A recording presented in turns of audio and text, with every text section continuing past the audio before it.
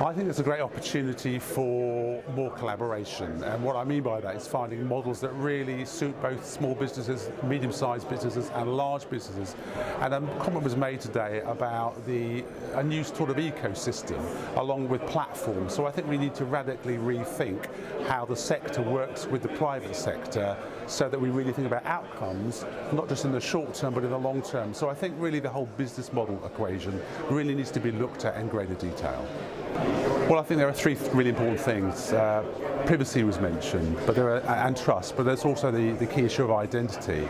And if we think back a decade or more when identity cards was first mooted, they were lambasted as not really the right, it's not the British thing to do. I think we really have to rethink about what identity is in a modern joined up world. So trust, we need to solve the problem. Identity, really find out what it is, and privacy. And getting the mix between those three things really right is critically important. What am I prepared to trade? What value do I get back? Not just over the long term, what does the state get? Do I get better health services? But do I get a short-term benefit as well? Those questions are really fundamentally important.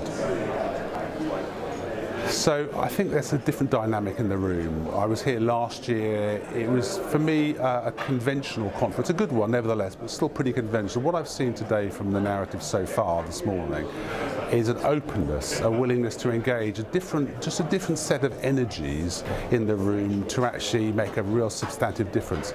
Maybe this is partly because of the European exit agenda in the background. We really have to do things differently. I see that and I can feel it, and I really hope we can deliver on it. Now, if we achieve 20% of what the ambition is, we'll go a long, long way to making the UK a better, stronger, safer and more dynamic place to live, work and play.